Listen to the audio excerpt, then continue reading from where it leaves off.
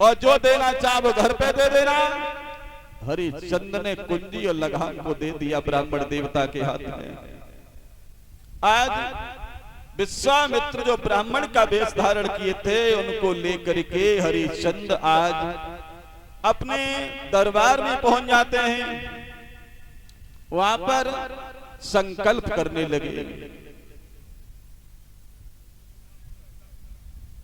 इधर श्रीमान रामवीर दादाजी जो ग्राम हरदासपुरा से आए हैं, भगवान की कथा में हमें माल्यार्पण के द्वारा सम्मानित कर रहे हैं। भगवान इनके हाथ हमेशा धर्म क्षेत्र में बनाए रखें, समाज में सम्मान बना रहे, ऐसी आशा अभिलाषा दादाजी के साथ में। विश्वामित्र ब्राह्मण के भेष में बोले पहले संकल्प करो, पहले हमें वचन दो। हरिश्चंद्र बोले अरे कैसी बातें कर रहे हैं आप जो मांगेंगे हम वही देंगे, वही देंगे, वही देंगे।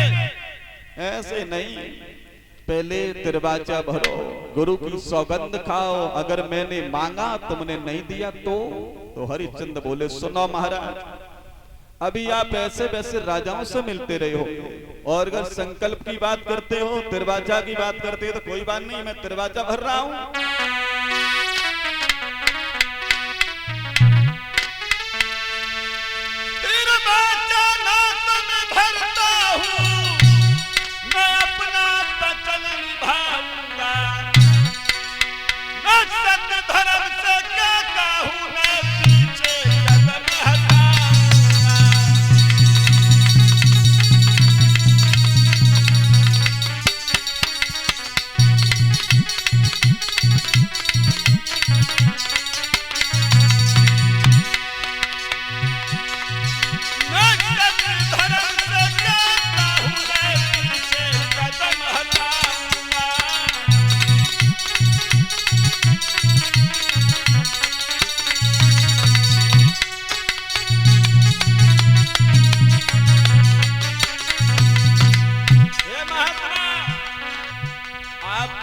जो मांगेंगे मैं आपको वही दूंगा, वही दूंगा, वही दूंगा।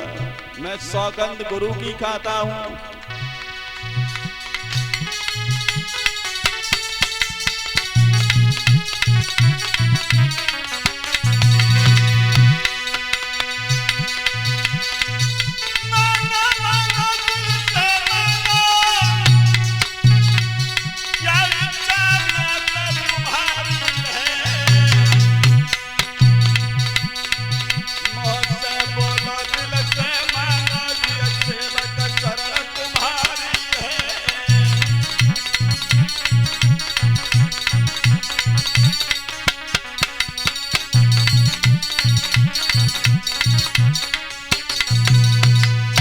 मैं अपने गुरु की कसम खा रहा हूं, गंगा की सौगंध खा रहा हूं, आप जो मांगेंगे आपको वही दिया जाएगा, वही दिया जाएगा, वही दिया जाएगा।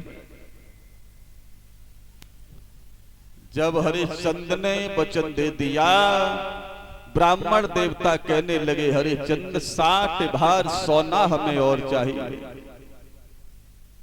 हरिश्चंद्र ने कहा कोई बात नहीं है, 60 भार सोना भी तुम्हें दे देंगे। तुरंत ही हरिश्चंद्र ने नौकर को बुलाया और कहा कि जाओ खजाने से 60 भार सोना लेके आओ और महात्मा जी को दे दो। जो नौकर को बुलाया सोई ब्राह्मण देवता विश्वामित्र कहने लगे हरिश्चंद्र,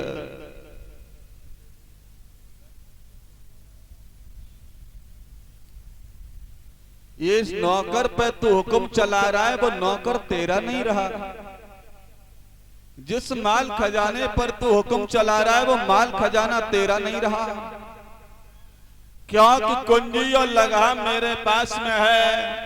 ये नौकर तेरा नौकर नहीं रहा, ये तो मेरा हो गया। कहीं दूसरी जगह से ला करके हमें 60 भार सोना तुम्हें देना होगा। अब हरिश्चंद्र चक्कर में पड़ गए, फंस गए बात में। सोचने लगे मुझे नहीं मालूम था कि आप इतने बड़े ज्ञानी संत हैं, ज्ञानी महात्मा हैं। खैर तुरंत ही उन्होंने अपने राज मुकुट को उतार के महात्मा को दिया और कहा कि महाराज क्षमा करना, मैं तुम्हारी बात में फंस गया। फंस नहीं गए, पहले से ही फंस चुके हो। तुम हमें समझ नहीं पा रहे हो। अब ये राजा तुम नहीं हो, ये प्रजा तुम्हारी नहीं है, हमारी है, हमारी। इस नौकर पे तो हुक्म चला रहा है, वो नौकर तेरा नहीं रहा, वो नौकर मेरा है। हरिश्चंद्र बोले समझ रहा हूं महात्मा,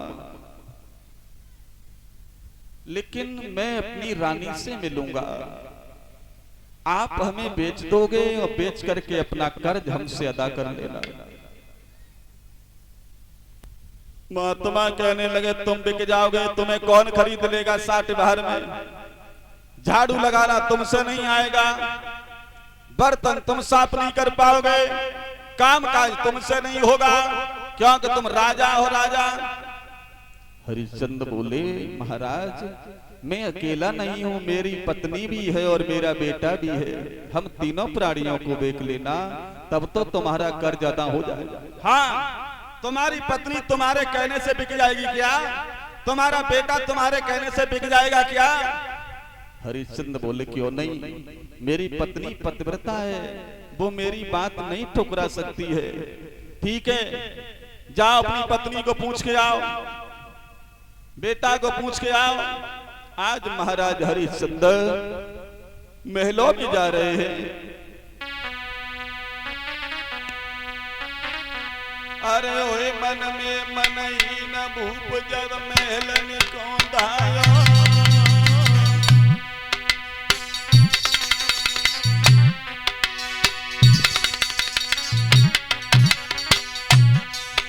और हाथ जोड़ के सन्यासी से ऐसे बतलायो रे अभी महलों में जाता हूँ, और प्राण प्यारी दुल्हन से मैं मिल के आता हूँ। अरे प्रीत की रीत बताई है, और सोच समझ तत्काल भूपति नारी नवाई है।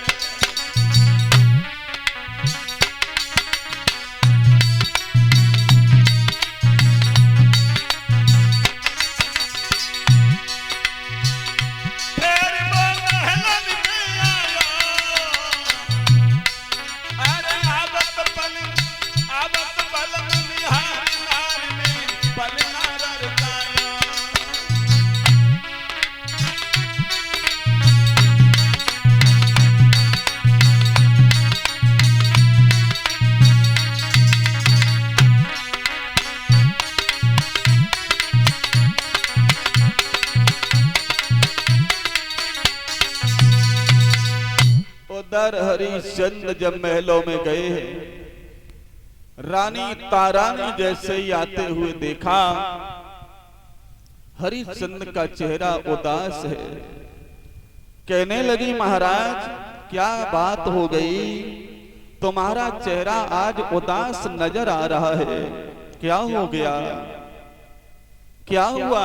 तुम्हारा चेहरा फूल की तरह खिला हुआ नजर आता था, आज तुम्हारा चेहरा मुरझाया क्यों हो गया, क्या बात बनी महाराज बताओ ना। हरिश्चंद्र कहने लगे तारा आज एक महात्मा दरवाजे पर आए थे, उनकी बात में मैं फंस गया, क्या हुआ? महाराज कहने लगे हैं कि रानी तारा क्या तुम हमारी डूबती हुई नाव को उस दिन किनारे पर पहुंचाओगी, क्या तुम हमारी मदद करोगी दुख और सुख में, क्या तुम मेरे साथ बिकने को तैयार हो जाओगी? तारा कहने लगी श्रीमन आप तो ऐसी बातें कर रहे हो जैसे मैं किसी दूसरे की पत्नी हूं, आप जो चाहो वो करने के लिए मैं तैयार हूं, अगर मेरे बिकने से तुम्हारा भला हो जाए तो मैं तुम्हारे साथ बिकने को तैयार हो जाऊंगा, लेकिन ये तो बताओ बात क्या है? हरिश्चंद्र कहने लगे तारा बात यह है कि एक महात्मा दरवाजे पर आए थे, उन महात्मा ने पूरा राजपाट हमारा ले लिया, राज चला गया, उसका मुझे जरा भी दुख नहीं है तारा, दुख केवल इस बात का है कि राज चला गया, उसके बाद भी हमारे ऊपर 60 भार सोने का कर्जा हुआ है, वो कर्जा मेरे सिर पर है, उसका कैसे हम ऋण चुकाएं महात्मा का समझ में नहीं आता। तारा कहने लगे श्रीमन कहने को दे ये मेरी है पर सब अधिकार तुम्हारा है। पति की बातों को मैं मानूं स्वामी ये फर्ज हमारा है। इस तन पर है अधिकार तुम्हें चाहे वो दशा बनाए दीजिए। बेचना रही तो बड़ी बात चाहे जिंदा जलवाए दीजिए। श्रीमन तुम बेचने की बात कर रहे होगे, शरीर के टुकड़े टुकड़े भी अगर आप करना चाहो उसके लिए भी मैं तैयार हूं। हरिश्चंद्र कहने लगे तारा मैं मानता हूं, मैं जानता था कि मेरी अर्धांगिनी मेरी हर बात में सहमति में मेरे साथ रहेगी। मेरी पत्नी मेरी बात को ठुकरा नहीं सकती है। धन्य है वो रानी तारा जिसने अपने पति को इतना बड़ा भरोसा दे दिया। आजकल की औरत होती तो जो कहती महात्मा हो चाहे परमात्मा हम ना जाएंगे, तुम बिको चाहे मरो चाहे कटो हमें कोई मतलब नहीं है। धन्य है वो रानी तारा जिसने अपने पिया को इतना बड़ा भरोसा दे दिया। आज हरिश्चंद्र का बेटा भी आ गया, कहने लगा पिताजी आपका चेहरा उदास है। बोले हाँ। रोहित कहने लगा हम भी तुम्हारे साथ चलेंगे, जहां आप जाएंगे वहां मैं भी तुम्हारे साथ चलूंगा। आज दशा क्या है? हरिश्चंद्र बोले रानी तारा राजसी वस्त्रों को उतार के यहीं पे रख दो, कोई पुरानी साड़ी पहन लो। अब हम तुम राजा रानी नहीं रहे तारा, ये राज्य हमारा तुम्हारा नहीं रहा, ये राज्य महात्मा का हो गया। हम और तुम साधारण इंसान की तरह चलेंगे। जो काशी सब जी के त्रिशूल पर बसी हुई है वहां पर जा करके हम महात्मा से निवेदन करेंगे हमें तुम्हें बेच देंगे, अपना ऋण चुका लेंगे। आज दशा क्या है तीनों प्राणियों की?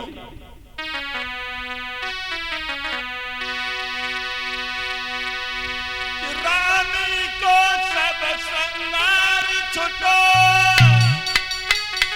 केवल एक साड़ी मोटी है। बेटा पर सिर्फ लगाती है, राजा पर केवल धोती है।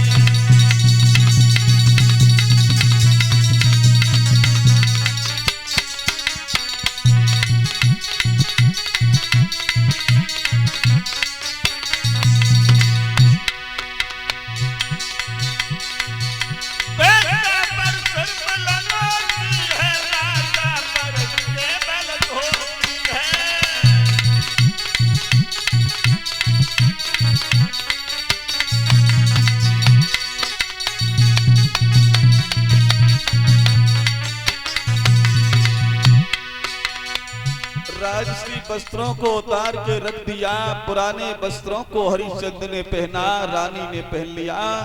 रोहतास पर केवल एक लंगोटी है, पैरों में जूतियां भी नहीं है। उदयपुर जावे तो तक समाचार फैल गया कि महाराज हरिश्चंद्र राज को छोड़ के बिकने के लिए जा रहे हैं। तब तक रानी तारा की सहेली आके रोने लगी, महारानी कहां जा रही हैं आप? तुम्हारे बिना मैं नहीं रह पाऊंगी, हमें मन छोड़ के जाओ।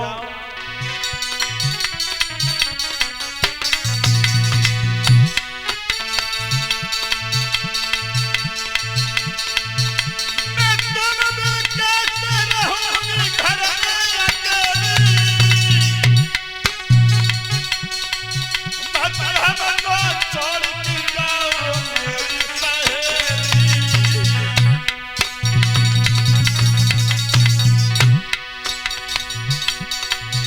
मेरी बहन घूमत ना रहने पाऊंगी, और बिना तुम्हारे मेलन में कैसे खाना खाऊंगी।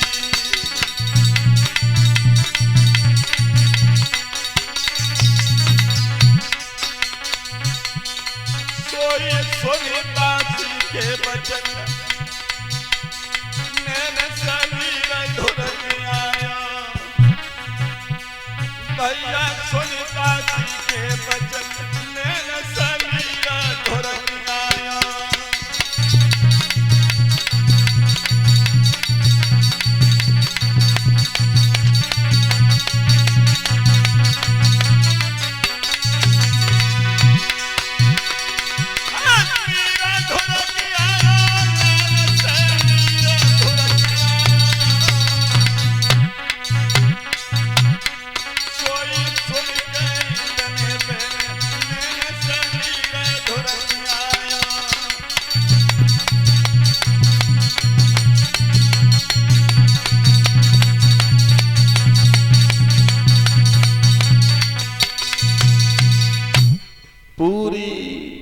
अयोध्या में दुखद समाचार फैल गया कि महाराज हरिश्चंद्र रानी तारा रोहितास को लेकर के आज इस अवधपुर को छोड़ के जा रहे हैं। प्रजा में दुखद समाचार फैल गया। उधर महाराज हरिश्चंद्र ने कहा कि रानी तारा, बेटा रोहितास, चलते समय अपनी इस राजधानी को प्रणाम कर लो। पता नहीं आज के बाद लौट करके इस जन्मभूमि में आएंगे भी या नहीं आएंगे। आज महाराज हरिश्चंद्र महात्मा से जाकर के मिले और दोनों हाथ जोड़ के कहा कि प्रभु, आप संत हैं, आप ये नहीं जानते राज्य कैसे चलाया जाता है। मैं आपसे एक निवेदन करना चाहता हूं, एक विनती करना चाहता हूं। इस प्रजा